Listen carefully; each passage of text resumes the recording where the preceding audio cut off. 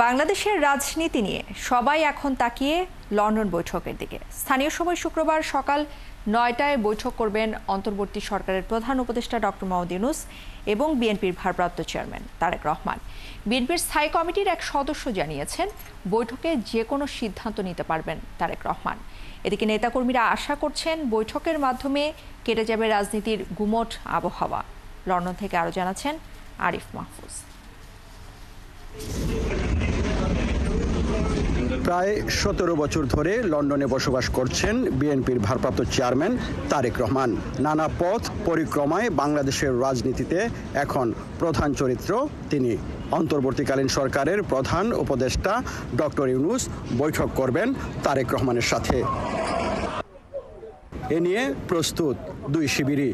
সবাই আশা করছেন রাজনীতির গুমোট আবহাওয়া কেটে যাবে এই বৈঠকের মধ্য দিয়ে।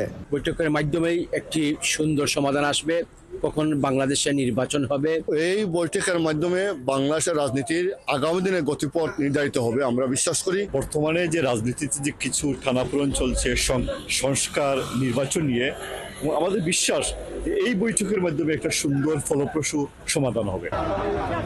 আসন্ন জাতীয় নির্বাচনের সময় সংস্কার কিংবা জুলাই আগস্ট অভ্যুত্থানের গণহত্যাকারীদের বিচার নিয়ে আলোচনা হবে দুই নেতার।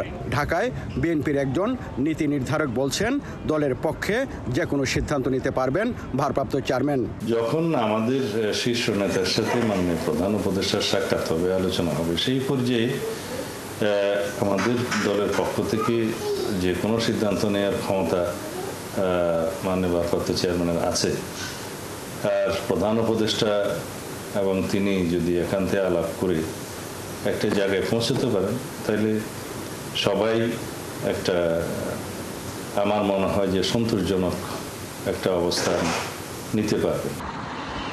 স্থানীয় সময় শুক্রবার সকাল ৯টায় লন্ডনের একটি হোটেলে বৈঠকটি শুরু হবে।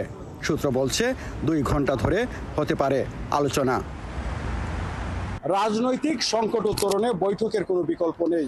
এরশাদের ৯ বছরের স্বৈর শাসনের অবসান ঘটেছিল দুই নেত্রী বেগম খালেদা জিয়া ও শেখ হাসিনার সমঝোতার মাধ্যমে।